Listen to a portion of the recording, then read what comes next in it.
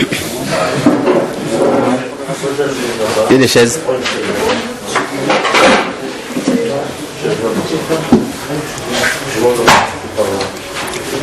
Shalom et bonjour tout le monde.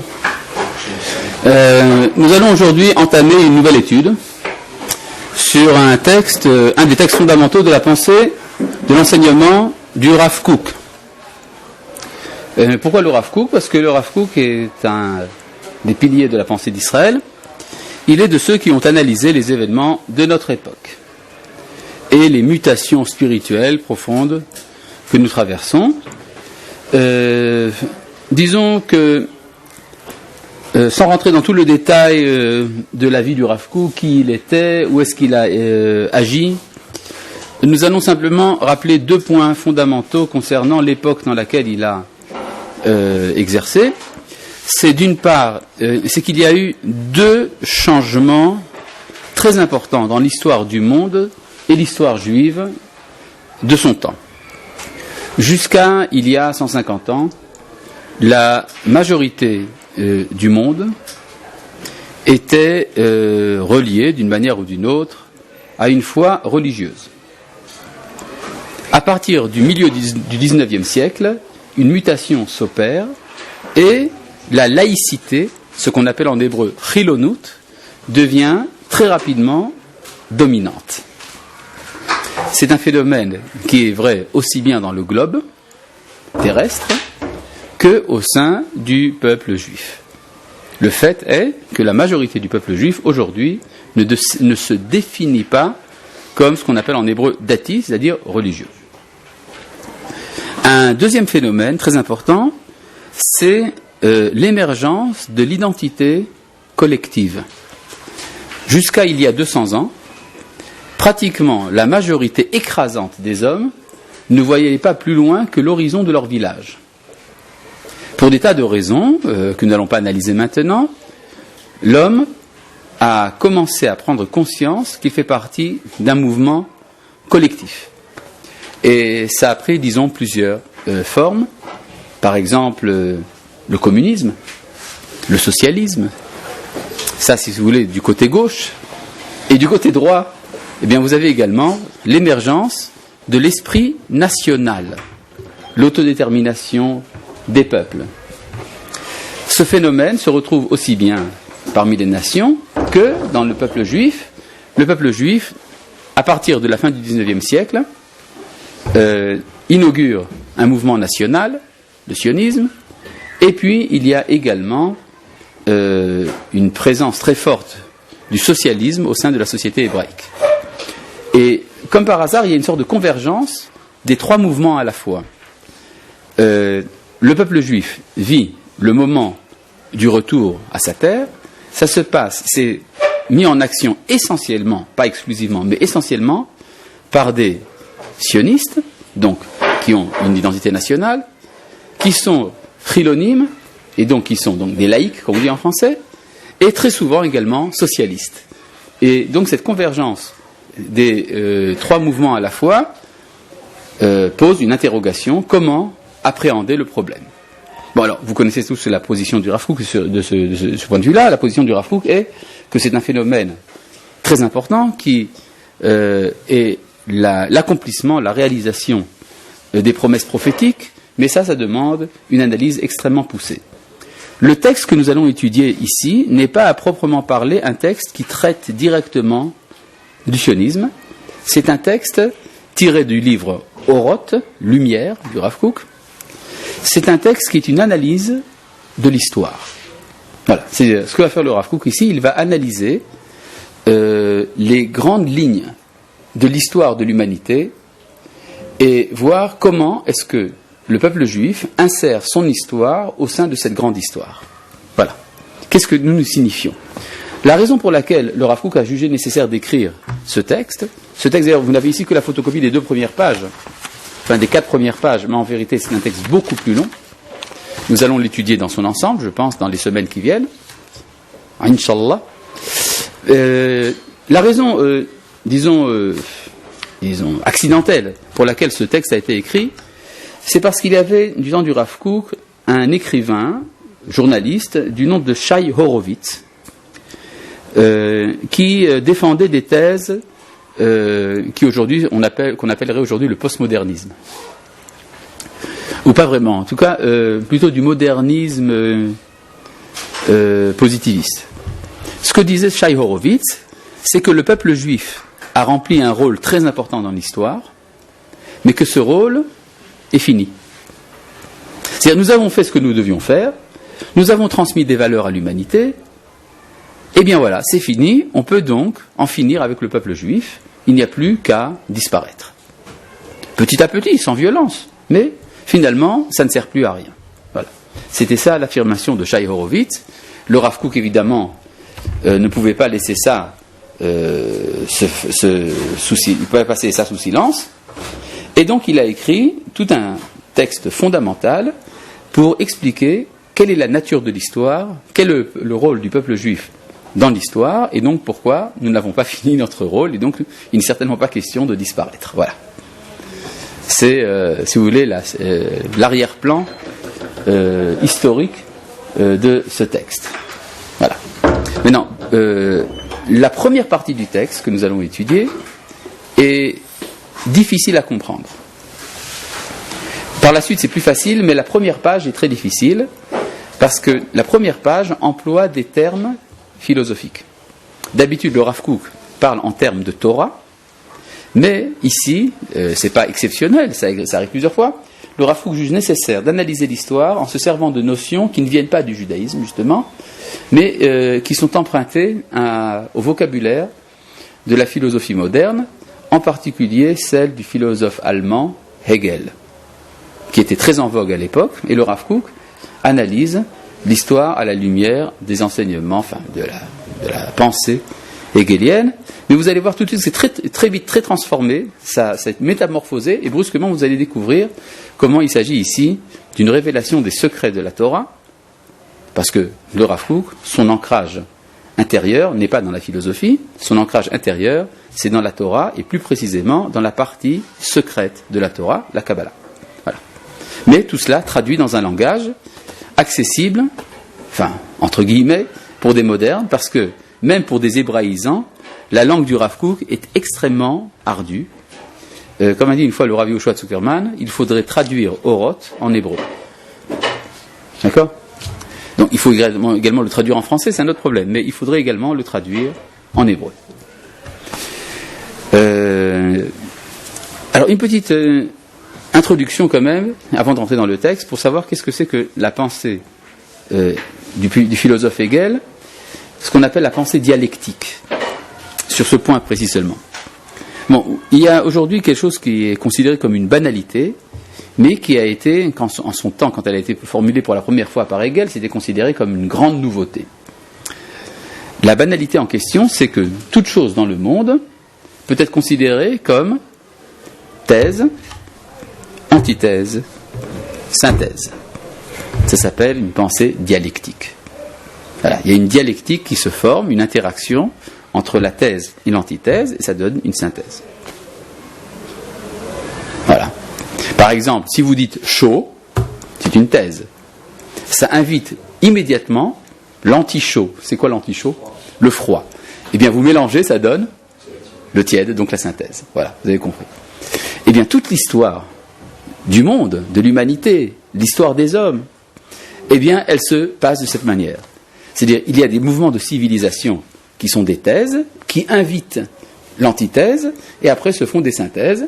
La synthèse devient elle-même une nouvelle thèse, qui va inviter une nouvelle antithèse, et il va y avoir encore une autre synthèse, qui va devenir elle-même. Vous voyez jusqu'où ça va ? Ça arrive jusqu'à un point qu'on appelle l'esprit absolu. Voilà, c'est ce que Hegel appelait ça, l'esprit absolu. C'est comme ça qu'il appelait Dieu. Voilà. Cette idée, d'où est-ce qu'elle vient en fait ? Où est-ce qu'il a été chercher tout ça, Hegel ? Il a été chercher ça chez un philosophe italien. Il s'appelait Vico. Mais d'où est-ce que Vico a été chercher tout ça ? Eh bien, il a lu une traduction en latin du livre Netzach Israël du Maharal de Prague, parce que dans le Maharal de Prague, eh bien, cette idée de la dialectique, c'est une idée qu'on trouve tout le temps à toutes les pages du Maharal de Prague. Simplement, chez les Occidentaux, chez les Goïms, ça n'existait pas encore. Alors, finalement, l'idée est apparue chez Vico, ça a été transmis à Hegel, et Hegel l'a transmis à Marx, qui était lui-même un descendant du Maharal de Prague. Donc, c'est le grand principe qui est que tout reste dans la famille. D'accord ? Alors, le Rav Kook n'est pas de la famille du Maharal de Prague, mais enfin, il n'est pas loin de là-bas, quand même. Et lui, il va, au lieu d'en faire du marxisme, il va en faire de la Torah. Il va vous expliquer de quoi il s'agit. Voilà. Bon. Alors, un dernier point pour comprendre qu'il faut prendre à la philosophie d'Hegel, c'est le terme idée. Idée avec un grand I. Un grand I, D-E, accent aigu, E. Ça ? Idée. C'est quoi les idées ? C'est un terme qui à l'origine se trouve chez les Grecs déjà, chez Platon, chez Aristote.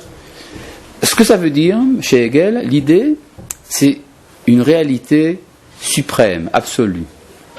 Quelque chose de très élevé. Qui s'exprime dans la réalité concrète. Qui se projette. Si vous voulez, c'est comme si vous avez des vitraux et que la lumière passe à travers le vitrail et que l'image qu'il y a sur le vitrail se reflète sur le mur.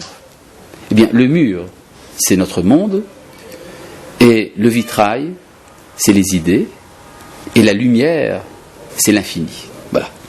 Alors, notre monde, si vous voulez, est le reflet de grandes idées. Voilà.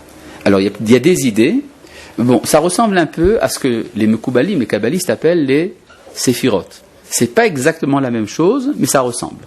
D'accord ? C'est pas vraiment la même chose, il faudrait faire une distinction importante. Mais pour notre sujet, ça nous suffit. Ça ressemble un peu donc aux séphirotes des kabbalistes. Alors, la grande idée de Hegel, qui est également une idée des kabbalistes, c'est que les idées se manifestent dans l'histoire. Au cours de l'histoire, les idées vont apparaître en tant que thèse, antithèse et synthèse pour réussir l'histoire des hommes. Voilà. Alors, de là, vous avez le nom de l'article que nous allons lire, enfin, du texte que nous allons lire, qui s'appelle, vous voyez, en haut à gauche, qu'est-ce qui est écrit tout à fait en haut et tout à fait à gauche ? Les Mahalach ha-ideot be-Israël. Le cheminement des idées en Israël. D'accord ? Donc, idée, c'est pas des idées avec un petit i. En hébreu, une idée avec un petit i, ça se dit ra'ayon. J'ai une idée. On dit yesh li ra'ayon. Mais ici, on ne parle pas d'une idée qui me vient à l'esprit, on parle des idées avec un grand i. Alors, en hébreu, ça se dit idéa. Voilà. Jusque-là, vous me suivez ? Vous avez des questions ? Après, ça va se compliquer de plus en plus. Donc, si vous ne posez pas les questions maintenant, vous ne comprendrez rien par la suite. Vous comprenez tout, c'est génial. Donc vous avez une interro là-dessus à la fin du cours. Oui ? Pourquoi il n'a pas plutôt utilisé pourquoi il n'a pas pris sa source dans la Torah ? Pourquoi il est parti chercher ça chez Hegel ? Pourquoi est-ce que le Rav Kook n'a pas cherché sa source dans la Torah et qu'il a été chercher ça chez Hegel ? Réponse. Le Rav Kook n'a pas été chercher ça chez Hegel, il a été chercher ça dans la Torah. Ce qu'il a été chercher chez Hegel, c'est la manière de le formuler, qu'il a jugé approprié pour le débat public qu'il mène. D'accord ? Le Rav Kook n'est pas un hegelien, comme on dit dans les universités, le Rav Kook c'est un Talmid Chacham. Mais le Talmid Chacham en question, il s'exprime dans le langage de la culture dominante de son époque, comme l'ont fait le Rambam, Rabbi Yehuda Halevi et tant d'autres. D'accord ? Donc, on va y aller. Alors, donc, nous parlons ici donc du cheminement des idées en Israël. Et ça commence de manière extrêmement surprenante, le premier chapitre. Vous voyez quel est le titre du premier chapitre ? Haïdea ha-Elohit, l'idée divine, Vaïdea ha-Leumit, et l'idée nationale, Ba'adam, dans l'homme, dans l'humanité. C'est-à-dire que le Rav Kook, pour exprimer ce qui est spécifique au peuple juif, doit commencer par une analyse de ce qui se passe dans l'humanité tout entière. Ça, c'est très intéressant. Je sais pas, vous avez vu peut-être dans votre enfance des petits livres qu'on appelle Histoire de France. Vous avez vu des livres de ce genre, n'est-ce pas ? Quand on dit Histoire de France, eh bien, en général, on parle de l'histoire, de ce qui se passe en France. De temps en temps, il est question de ce qui se passe également en dehors des frontières de la France, Quand par exemple Napoléon fait la conquête de l'Europe, alors on parle également de l'Europe, on découvre brusquement, le petit Français découvre qu'il y a la Pologne, il ne le savait pas avant. Mais en général, le Français qui étudie à l'école, il sait qu'il y a la France. Qu'est-ce qu'il y a au-delà? On va en vacances parfois. D'accord? Quand vous écrivez un livre Histoire du peuple juif, ça se passe où? Ça se passe partout. Ça se passe également, évidemment, en Eretz Israël, mais ça se passe également, malheureusement peut-être, mais enfin, le fait est là, ça se passe dans le globe terrestre, dans son ensemble. C'est-à-dire que, dès le départ, quand un juif étudie son histoire, il est à l'oreille de l'humanité. D'ailleurs, ça commence comment dans la Torah? Abraham part de Ur-Kasdim. Ah, il n'est pas chez lui. Il est en galoute. Qu'est-ce qu'on lui dit? Il faut en sortir. Bon, d'accord, mais ça commence par la galoute. Pour lui dire qu'il faut en sortir. Vous voyez, donc, dès le départ, il y a un appel à l'histoire de l'humanité. D'ailleurs, dans la Torah, vous n'avez qu'à lire la Torah, de quoi parlent les 2 premières parachéotes de la Torah? Eh bien, les 2 premières parachéotes de la Torah nous parlent de l'humanité. Comme arrière-plan de ce qui va se passer avec Abraham, puis Yitzhak et Yaakov, les enfants d'Israël, Moshe Rabbeinu, tout le reste. C'est-à-dire qu'on ne peut pas vraiment comprendre qui nous sommes si nous ne savons pas quelle est notre origine. Il y a une très belle bracha que nous disons avant de lire la Torah, d'étudier la Torah, c'est Asher Bahar Banu Mikol Ha'amim. Tu nous as élus d'entre toutes les nations. Venatan Lanu et Torato, et tu nous as donné ta Torah, sa Torah. Ce qui veut donc dire que le point de départ, c'est Bahar Banu Mikol Ha'amim. Nous avons été élus d'entre toutes les nations. Donc ça veut dire qu'il y a quelque chose dans l'élection d'Israël qui concerne les nations. D'ailleurs, pour Abraham Avinu également, c'est dans la paracha de la semaine. Venivrechu becha kol mishpechot ha'adama. On a l'habitude de traduire, c'est pas une traduction très précise, mais enfin on a l'habitude de traduire comme ça. Par toi seront bénies toutes les nations de la terre. Donc le Rav Kook, pour nous expliquer qu'est-ce que c'est que le cheminement des idées en Israël, doit commencer par le cheminement des idées dans l'humanité. Voilà. Oui? Vous avez donné avant la métaphore du vitrail. Oui. Le soleil qui éclaire le vitrail et qui s'imprime sur le mur. Oui. Et alors? Le soleil, ce serait quoi dans la métaphore? Le soleil dans la métaphore, c'est l'infini. Oh, l'infini, c'est l'infini. Bon, mais... Par exemple, on dit Istakel, Batora, Uvara et Tarolam. Il a regardé la Torah, il a créé le monde. C'est-à-dire, il a regardé la Torah. Quelle Torah il a regardé? C'est pas la Torah que nous étudions, c'est la Torah que nous étudions. On voit pas très bien comment est-ce qu'on construit le monde avec ça. Mais c'est la Torah absolue, qui est le plan qui va filtrer, si on veut, la volonté du Créateur, sous forme de rayon, si l'on veut, pour créer le monde. Comment est-ce qu'on peut avoir une idée éloïte, justement? Alors je ne sais pas encore ce que c'est idéa éloïte et idéa éloumite, parce que je n'ai pas encore eu l'occasion de traduire les termes. Bon.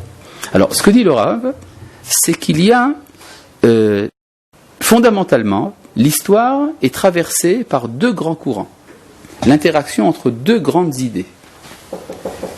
L'idée élohite, c'est-à-dire divine, c'est-à-dire l'idée de la divinité, et idéa léoumite, l'idée nationale.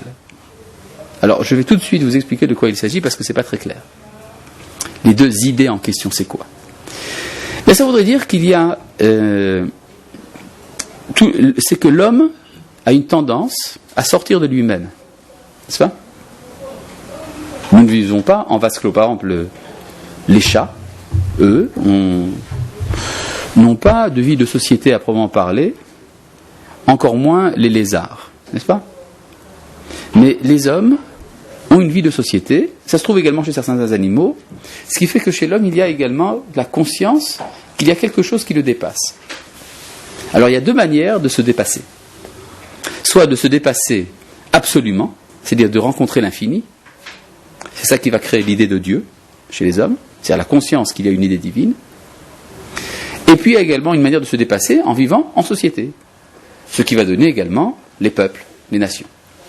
Si vous voulez, on peut dire ça de manière plus banale. Ben Adam la Makom, Ben Adam la Chavero. Entre l'homme et le Créateur, entre l'homme et son prochain. D'accord? Mais ces 2 axes, Ben Adam la Makom, Ben Adam la Chavero, c'est ça qui va nous faire rencontrer des choses qui nous dépassent, donc les idées. D'accord? Le problème est de savoir d'où vient dans l'homme l'idée de la divinité. Ben, ça lui vient, je vais vous dire tout de suite. Vous avez compris ma question en fait? Oh, vous comprenez ce que je dis ou pas? Vous êtes complètement largué. Alors ça, il y a des analyses comme ça qui disent que l'idée de Dieu vient de la peur. D'accord? Chez des anthropologues, on dit des choses de ce genre. Hein? La crainte. Mais on peut aller, disons plus franchement, ça vient de la neshama, de l'âme. Il y a quelque chose qui est en nous, au-delà de la nature, qui nous donne l'intuition qu'il y a quelque chose à connaître plus haut. Et puis il y a également l'idée de société. Ça, d'où est-ce que ça vient chez nous? Ça vient de la nature. C'est ça? L'homme est naturellement un être social. Alors ça pose un problème ce que je dis là, parce que ça voudrait dire que il y a en moi deux pôles. Un pôle qui vient d'en haut, un pôle qui vient d'en bas. L'un qui me donne la notion de Dieu, l'autre qui me donne la notion de société. Alors on voit tout de suite que ça peut créer des frictions. Ça? Il y aura dans toute société donc des représentants de l'idée élohite et d'autres qui sont des représentants de l'idée léoumite. Alors est-ce que ça peut s'arranger ensemble ou pas? Nous savons en vérité que ce n'est pas vrai ce que j'ai dit. Nous savons que la nature, elle aussi, les mouvements naturels, eux aussi, ont leur origine dans l'infini. Mais c'est de manière détournée que ça se passe. Si vous voulez, si par exemple j'avais derrière moi un tableau, j'aurais pu vous le dessiner. J'aurais dessiné une flèche qui vient de haut en bas, et une autre flèche qui se détache de la première, et qui revient par le bas. Et au milieu de ces deux flèches, vous aurez l'homme, qui est déchiré entre l'idée léoumite et l'idée élohite. C'est ça? Mais en vérité, à l'origine, nous savons que c'est la même chose. Mais, existentiellement parlant, c'est pas vécu comme ça. Oui. Il peut y avoir friction si les deux idées ont un rapport, comme on a dit le chaud et le froid. Oui. Mais là, il n'y a pas de rapport entre les Léoumi et Dieu. Le Léoumi et Elohi, il n'y a pas de rapport. Si, il y a un rapport. L'homme. C'est-à-dire comment moi je me définis. Comment je définis ma société. D'accord? Je donne un exemple tout simple. Il y a... c'est un exemple simple et facile. Il y a une identité nationale qu'on appelle arabe. On appelle les Arabes. Il y a une identité religieuse qu'on appelle l'islam. Est-ce que c'est la même chose? Ben non. Ce n'est pas identique. On peut être arabe sans être musulman. On peut être musulman sans être arabe. Donc c'est pas du tout la même chose. Mais malgré tout, au cours de l'histoire, il y a une sorte de confluence des deux. C'est-à-dire qu'au début, l'islam se posait comme étant la religion arabe, ou la religion des Arabes. Mais ce n'est pas obligatoire. C'est-à-dire il peut très bien se passer un moment dans l'histoire où l'identité arabe va se détacher de l'islam et l'islam de l'identité arabe. On pourrait donc théoriquement supposer qu'aucun arabe ne soit musulman et qu'aucun musulman ne soit arabe. D'accord? Donc c'est-à-dire que des identités qui sont faites, qui ont vocation de converger, ne convergent pas toujours. D'accord? Nous avons un exemple d'ailleurs historique d'un détachement de ce genre, c'est le bouddhisme. Le bouddhisme est né en Inde. Aujourd'hui, les bouddhistes ne sont pas en Inde. L'Inde n'est pas un pays bouddhiste. D'accord? Il y a des tas de pays bouddhistes aux alentours, à Ceylan, en Thaïlande, au Tibet, etc. Mais l'Inde elle-même a cessé d'être bouddhiste alors que c'est là qu'elle est née. C'est là que le bouddhisme est né. D'accord? Est-ce qu'on pourrait imaginer donc un détachement de la Torah et de l'identité nationale juive? C'est là la question qui se pose en filigrane. Il y a une tentative de ce genre aujourd'hui, il y a deux tentatives. Vous avez une tentative qui essaie de définir le nationalisme juif indépendamment de la Torah. Ça s'appelle le sionisme laïque. Il y a également une tentative de définir la Torah indépendamment du peuple juif. Ça porte plusieurs noms, sans rentrer dans le détail. Voyons maintenant ce que le Rav Kook a à nous dire sur comment ça se passe chez les hommes. Comme je vous l'ai promis, la première page est difficile. Mais c'est tant pis pour vous, c'est votre faute, vous êtes venus au cours. Bon, alors nous allons donc passer ici à 4 niveaux. Signon ha-chaim ve-signon ha-marshava shel ha-adam ha-kolelim et kol mahuto.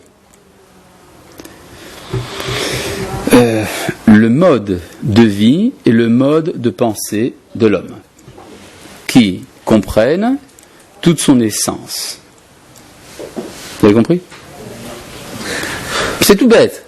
L'homme est fait de deux choses, de pensée et de vie. Un cerveau et un cœur. D'accord ? De réflexion et de sentiment. D'accord ? Donc, signon ha-chaim ve-signon ha-marshava shel ha-adam ha-kolelim et kol mahuto. Le mode de vie et le mode de pensée de l'homme qui comprennent l'ensemble de son être. Mitbaltim hem bimlo tornam se précisent dans leur plein contenu. Berayon achevra ou varayon aruchani. Ça se retrouve donc dans l'idée de société et l'idée de spiritualité. D'accord ? C'est-à-dire la pensée se traduit en spiritualité et la vie se traduit en société. Shehem hinam haotzarot, qui sont les réserves. Shel ha-tsura ha-elohit va-emunit asher ha-tziburim enoshim. C'est-à-dire que de là vont croître les formes nationales et de foi dans les sociétés humaines. Keshesignonim ha-ele mitbarerim beyoter, lorsque ces modes deviennent de plus en plus clairs, et que leurs traces officielles prennent leur forme grâce à l'art de l'histoire, c'est-à-dire l'histoire serait comme un grand artiste qui donne la forme aux choses. Alors nous retrouvons les deux idées humaines fondamentales, qui apparaissent toujours dans toutes les vicissitudes de la vie, apratim ve'achevratim, individuels et sociaux, ruchanim ve'maasim, spirituels et d'action, qui sont haïdea haleumit ve'haïdea elohit, l'idée nationale et l'idée divine. Oui. J'ai une question. On parle de l'histoire, ça veut dire quoi? C'est-à-dire que l'homme essaie de se placer à travers l'histoire du monde, dans le sens que ce soit spirituel ou... C'est-à-dire que l'histoire nous forme. L'histoire nous forme. Voilà. Ouais. Ce qui veut dire? C'est-à-dire que le fait que nous sommes ce que nous sommes, ça dépend également de l'époque historique dans laquelle nous vivons. Et donc des événements passés. D'accord ? Au cours des longues périodes historiques. Il y a toujours eu un fait spirituel, un guide spirituel qui est toujours là. Il y a toujours eu des guides spirituels, et il y a toujours eu des guides politiques. Donc il les a guidés. D'accord, mais c'est vrai, est-ce que ces guides ne sont pas eux-mêmes guidés ? D'accord ? Ils sont parfois même téléguidés. Ouais. Pendant 7 jours. J'ai vu télé 7 jours. Arishona, la première, c'est-à-dire l'idée nationale, Betor, Signon Achaim Asadranim chez la Chevra, en tant que forme de la vie organisée de la société.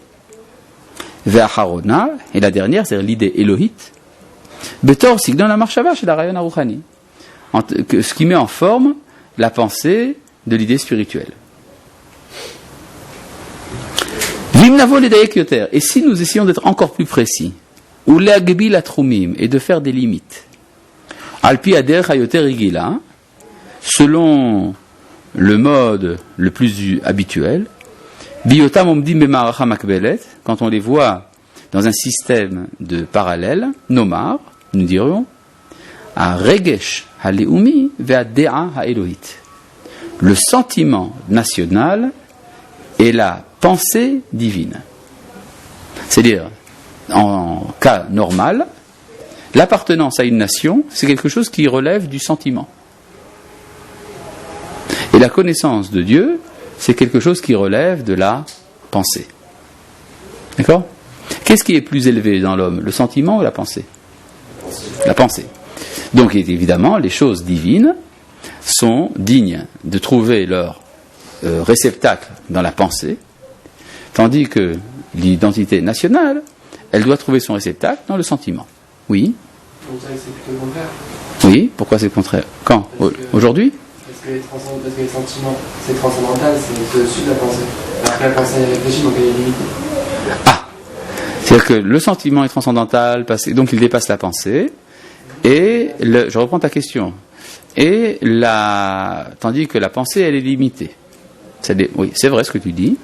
Ça dépend d'ailleurs quel genre de pensée, ça dépend quel genre de sentiment aussi. D'accord? C'est-à-dire, il y avait un goy français, je crois, du nom de René Descartes. Il avait dit une chose de ce genre, un peu comme tu dis. Nous sommes limités par notre entendement et illimités par notre volonté. D'accord? Mais précisons une chose, la volonté, c'est pas le sentiment. De plus, on peut également supposer qu'il y aurait une sorte d'union entre la pensée et la volonté, qui fait que la pensée deviendrait infinie. Mais ça, c'est aller un peu loin. D'accord? Ça demande réflexion. Eh oh, je te cause. Voilà. Bon. Maintenant, il arrive, dans la société moderne, c'est le contraire. C'est-à-dire, aujourd'hui, on dit par exemple, la foi, c'est un problème individuel. D'accord? Vous pouvez croire, mon cher ami, en ce que vous voulez. L'essentiel, c'est que vous vous acquittiez de vos devoirs civiques. D'accord? La société. En France, on appelle ça la République. D'accord? Ça, c'est sérieux. Et puis vos histoires de Dieu, pas de Dieu, etc. Vos synagogues, églises, machin. Ça, vous gardez dans votre vie individuelle. C'est vrai, on pourrait dire que c'est une sorte de faiblesse sentimentale. D'accord? Vous appartenez au peuple juif. Vous croyez en la Torah. Bon, chacun sa maladie. Et comment? Oui, alors ça dépend des périodes de l'histoire. D'accord, mais je dis que il peut y avoir un inversement des choses. C'est ce que dit ici le Rafouk également. Chez l'Ifhamim, parfois, Bachalifat amatzavim haefsharit, il peut y avoir des changements possibles. Nimtsaem gam, on peut trouver parfois tartonim le mala velionim le mata. Ce qui est en bas devient en haut, ce qui est en haut devient en bas. Betor dea leumit veregesh Eloi. On dira la pensée nationale et le sentiment divin. C'est exactement ce que dit la modernité. Dans la modernité, ce qui est sérieux, c'est la société, les institutions, et ce qui est, disons, un peu moins sérieux, puisque sentimental et individuel, et donc pas transmissible à l'autre, c'est le divin. D'accord ? C'est-à-dire qu'on ressent le divin dans ce cas-là ? Oui, c'est ça. C'est-à-dire, c'est une opinion. C'est-à-dire, conclusion, on peut donc être français de confession mosaïque. C'est-à-dire d'abord français. C'est-à-dire parce que c'est là que la pensée est sérieuse. C'est là qu'elle se retrouve. C'est communicable à l'autre. On est français. Et puis on est de confession mosaïque, ça c'est votre problème. D'accord ? Oui ou non, on sait qu'il y a un Dieu. Oui, on le ressent. C'est comme si c'était une sorte de faiblesse de l'homme religieux, une sorte de résidu de l'Antiquité. Et donc, avec une certaine tendresse, une certaine compassion d'ailleurs, la société officielle va regarder la foi individuelle. D'accord ? Oui ? Ça ne dit pas la société dans sa globalité, mais finalement les Juifs en Galoute fonctionnaient toujours à l'envers. Les Juifs ont toujours fonctionné autrement, tu dis, ça dépend. Ça dépend des époques. Le côté religieux se faisait en communauté, alors que finalement chacun allait de son côté travailler. C'est vrai que le religieux se faisait en communauté et que chacun de son côté allait travailler. Mais c'était une époque où la communauté était la nation. Il fut un temps où les Juifs n'étaient pas des Français. Les Juifs étaient des membres de la nation juive sous protection du roi de France. C'est tout à fait différent. C'est-à-dire qu'il y avait une identité nationale. Le juif était reconnu non pas comme ressortissant d'une religion, d'un culte, mais comme ressortissant d'une nation. Une nation en exil, une nation quand même. C'est la manière dont la société le voit. C'était comme ça que c'était vécu par les juifs aussi. Les juifs même aujourd'hui vivent encore en communauté. Les juifs même aujourd'hui vivent encore en communauté, Inch'Allah, comme on dit. Pas toujours. Hein ? J'en connais des tas qui ne vivent pas en communauté. Il y avait en France un juif du nom de Raymond Aron, je ne sais pas si vous en avez parlé, un grand penseur positiviste du XXe siècle, ça, très sérieux, incroyant évidemment. Il a écrit des bouquins comme ça, chaque livre 2000 pages. Et puis un jour, il y a eu la guerre des 6 jours. Alors il a une déclaration, il a dit si l'État d'Israël venait à disparaître, ma vie n'aurait plus de sens. Et puis un peu plus tard, il a dit j'ai pas voulu dire ça. D'accord. Bon. Hama'alot v'amoradot apratiot. Les montées et les descentes personnelles ou individuelles, pardon. Adrushot le khalifat amatzavim azot, qui sont nécessaires pour ces changements-là.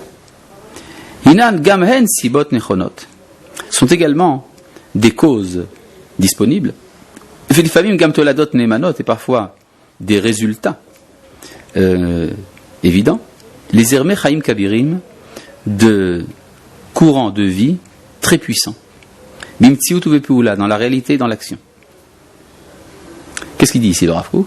À nouveau, je vais traduire ça en français. Je l'ai dit en français, mais maintenant je vais le traduire en français. Ce que dit le Rav Kook, c'est que, étant donné qu'il y a ici donc deux pôles qui agissent, le divin et le national, et qu'il y a une histoire de sentiments et de pensées qui vont se mélanger et d'interactions, tout ça, ça va créer dans l'histoire des forces qui vont faire bouger les choses.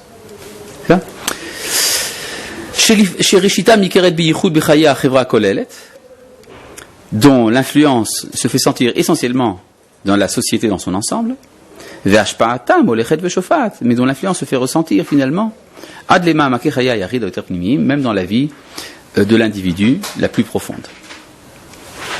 Voilà. Ça, c'est, si vous voulez, je vous ai promis, donc la première page c'est difficile à avaler, mais je crois que nous avons plus ou moins passé avec succès. Avez-vous des questions jusqu'à présent? Parce que maintenant on va passer à une autre vitesse. Bon, ça va, hein? C'est de votre faute après si vous ne comprenez pas. Ah, Hana, peut-être que je vous fais peur. Vous avez peur de poser des questions. Tant pis pour vous. Ah, Hana, la rayon à Elohi, la prédisposition à l'idée divine, Nimtsethi se trouve Be'eze Ofen, d'une quelconque manière, Galouy ou Nistar, révélé ou caché, Yachar ou Meuvat, droite ou tordue, Bechol alevavot chez l'Ainoshiout, Lechol palgotea, dans tous les cœurs de l'humanité, dans tous ces affluents, Mishpechotea Vegoya, ses familles et ses nations. C'est-à-dire que dans le cœur de l'homme, quel qu'il soit, de quelque civilisation à laquelle il appartienne, il y a un sentiment, une prédisposition à rencontrer le Créateur. Ça se trouve quelque part. Ça prend différentes formes. Ça prend souvent des formes idolâtres, barbares, mais ça prend des formes quand même. Oui? Achana veut dire prédisposition. C'est la préparation. Oui, étymologiquement parlant, tu as raison. Achana veut dire préparation. Mais en latin, le mot préparatio veut dire en français prédisposition. Prédisposition par le passif, alors qu'achana, préparation par l'actif. Oui, justement. C'est pour ça que j'ai fait. Oui, mais je sais d'où vient ce terme dans le vocabulaire du Moyen-Âge, et dans le vocabulaire du Moyen-Âge, nos maîtres, quand ils disaient achana, ils voulaient dire prédisposition. C'était traduit en fait d'un terme grec d'Aristote dans le traité de l'âme. Voilà. Si ça t'intéresse vraiment. Il y a tout un débat là-dessus chez le Rambam et le Ramban, qui est la traduction, le calque d'un autre débat entre Alexandre d'Aphrodisias et Thémestius, si ça t'intéresse, mais c'est vraiment pas le moment d'en parler. Bon, mais ça t'apprendra. Bon, Ha'achana la rayon à Elohi, la prédisposition à l'idée divine, Nimtseti beofeneo. Galou Yonistar se trouve d'une manière révélée ou cachée. Yachar ou Meuvat, droite ou tordue. Bechol alevavot shel anoshiut, dans tous les cœurs de l'humanité. Lechol palgotea, selon ses affluents, ses divisions, pardon. Mishpechotea avegoyea, ses familles et ses nations. C'est-à-dire que le Rav nous parle ici de différentes manières d'organiser les hommes. Les hommes sont organisés en nations, en familles, en mouvement. Mecholelet, cette prédisposition produira datot, des religions. Verikshe emuna shonim, des sentiments de foi différents. Sdarim venimusim, des ordres et des polices, si vous voulez. Nimus, c'est Police dans le sens original du terme, c'est-à-dire être policé. Amesabevim gamhem hamon ma'asim kabirim, qui vont engendrer également de nombreuses actions puissantes. Bekoach etan bechaye goy ve'adam, avec une force puissante dans la vie des nations et de l'homme.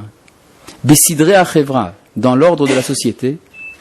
Uvemahalche a politica, et dans le cheminement de la politique.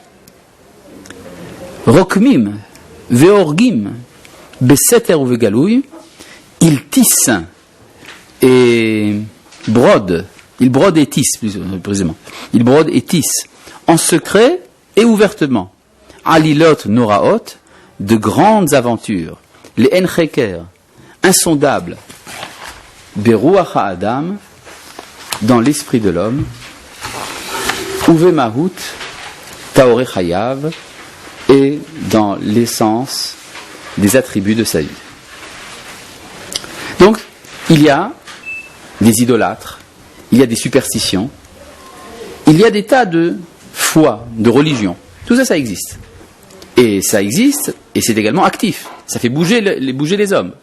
Les hommes vont construire des temples, ils vont faire des autels, ils vont faire des sacrifices humains, des sacrifices non humains. Il y aura beaucoup de bêtises qui vont se faire autour de ça. Mais finalement, ça agit. C'est cette grande idée que les bêtises font partie de l'ordre du monde d'Akadosh Baruch Hu. Et les hem, tout ceci sont shlabé hatnoa, les phases du mouvement, les tzad haishtalmut shel harayon haElohi, en direction du perfectionnement de l'idée divine, vidbareruto, et son éclaircissement, umeof haitnasut el hachaim hameleim, et l'envol qui va nous élever vers la vie pleine, bilshad mekoriutam, dans la sève de leur originalité, bahove ou vanetzach, dans le présent et dans l'éternité. C'est-à-dire que finalement, ça va donner la Torah, ça va donner le Olam Haba, ça va donner un monde meilleur, Mashiach, tout ce que vous voulez. D'accord ? Mais ça prend son point de départ dans des choses parfois très basses qui vont évoluer vers finalement la connaissance pure de l'homme et de Dieu. Oui ? Ça va donner la Torah. Mais la Torah, elle apparaît pas brusquement. Elle apparaît à partir de certaines introductions. Des Recheretz, par exemple. Tu vois, des Recheretz Kadma, la Torah. Il y a donc il y a une moralité qui vient avant. Il y a des prédispositions. Par exemple, tu peux voir dans la Torah, Yehuda et Tamar, ils font le yiboum alors que la Torah n'est pas encore donnée. C'est-à-dire ça se passe pas en un seul jour. Et même quand la Torah est donnée, la Torah prévoit également une évolution du peuple juif. D'accord ? Tout n'est pas réalisable du temps de Moshe. Tu vois ? Belerta, mimala lemata ou mimata lemala. Lorsqu'elle avançait de haut en bas et de bas en haut, cholela achanazo mechonot lumiyot shonot. Cette prédisposition a également fondé des machines, des systèmes nationaux différents. C'est-à-dire, la même origine qui a créé des religions va également créer des nations. C'est-à-dire que ce que dit le Rav Kook, à l'origine, ça vient du même moment, ça vient du même point. Dans l'histoire, ça va se séparer. Mais à l'origine, c'est la même chose. Mechonot leumiyot shonot, donc différents systèmes nationaux. Mechouvanot les matzava, adaptés à l'état des choses. Bechol kibbutz enoshi, dans tout ensemble humain. Ou vechol matzav géographie, et dans toute situation géographique, les fierkam, selon leurs valeurs. C'est-à-dire il y a ce qu'on appelle une adaptation de la spiritualité, et également une adaptation de la nationalité aux conditions géopolitiques. Ça existe. D'accord ? Comme par hasard, il y a chez les habitants du désert, eh bien on a divinisé l'eau, comme par hasard. Ça, c'est ce que dit la Gemara. Que les habitants de Kédar ce sont les bédouins du désert, rendent un culte à l'eau. Bah, évidemment, c'est ça qui leur donne la vie. D'accord ? Sans eau, ça ne marche pas. Il y a la boucherie sans eau, mais ça n'a rien à voir. Et il y a également, chez les habitants de Kittim, dit la Guémara, ce sont ceux qui vivent dans les îles au milieu de l'océan, eh bien eux, ils font un culte au feu. Ah, bien évidemment. Ils ont plein d'eau, il n'y a pas de feu. D'accord ? Donc c'est le feu qui est divinisé. C'est-à-dire qu'il y a également une sorte d'adaptation des sentiments religieux et nationaux aux conditions géopolitiques.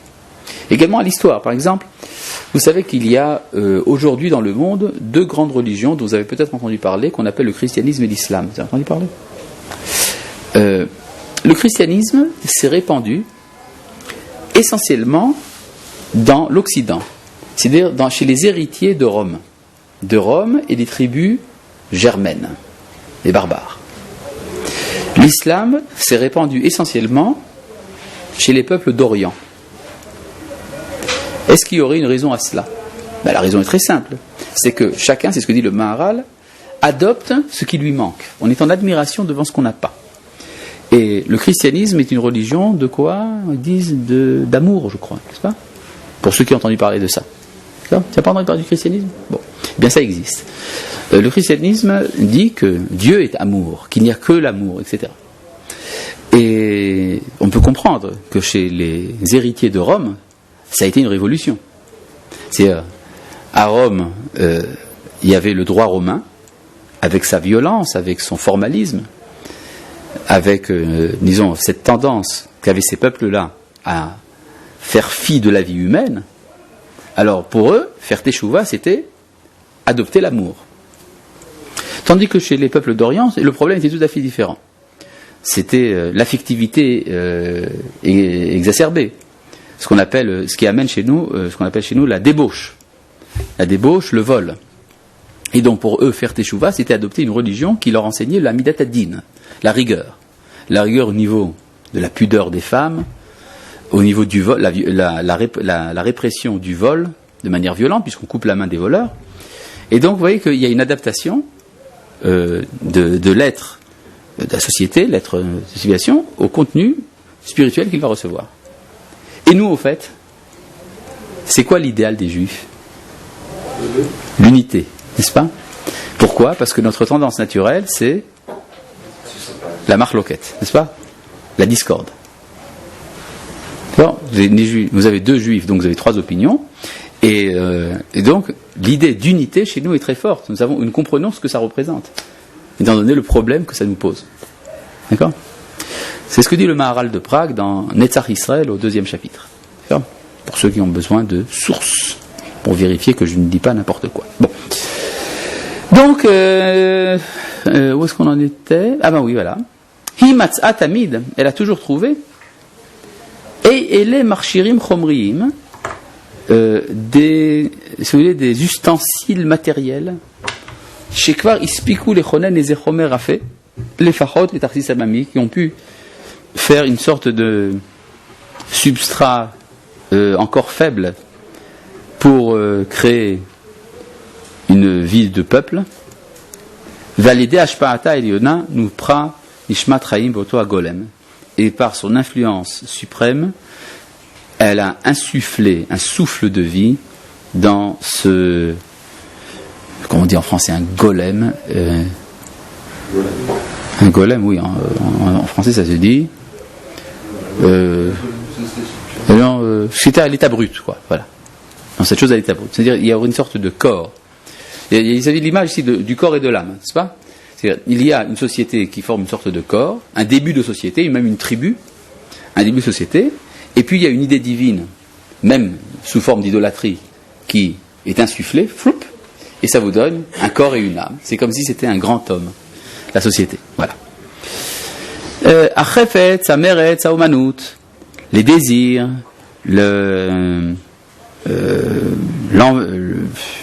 comment on dit en français Meretz. C'est incroyable, j'ai des difficultés à vous parler en français. L'esprit d'entreprise, Haomanut, l'art, Hadimion Vasechel, l'imagination et l'intelligence, Tzorche Achaim, les nécessités de la vie, Vechol Nitiot Aruach et toutes les tendances de l'esprit, Bichlal, dans leur ensemble, Itlakdu, se sont mélangés, Yahad, ensemble, Vayu, les rois Rukvia, et deviennent une âme et un corps. Vayakumu lanu, et c'est comme ça que sont nés chez nous, Kibbutzim, Chevratim, Velumiim, des groupements sociaux et nationaux, Kesheanu, Mistaklim Bahem, et que lorsque nous les regardons, Be'ain Pekucha, d'un œil éveillé, Inenu Roim et Kol Asibot Chazakot, Aolchot, Mashpiot, Asidre Avayatam, Vechayem, nous voyons que tout ce qui influence leur vie, Shem Kulam, Nimzagot, Nivlalot, Maïrcher, Apnimi, Shel Mizug, Arayon, Elohim, Antia, Kivuti, Shvatzora, Lumit. Donc vous voyez ici un mélange des deux idées, la Elohite et la Léumite. Voilà. Voilà. Ça c'est donc le point de départ de ce que nous allons étudier après, sur la Torah, sur le peuple juif, mais c'est comme ça que ça commence. Il y a une sorte de mélange, dès le départ de l'histoire, entre les débuts de société et les débuts de réflexion spirituelle. Ça va donner une sorte de synthèse. Voilà. Eh bien, c'est tout pour aujourd'hui. Shalom.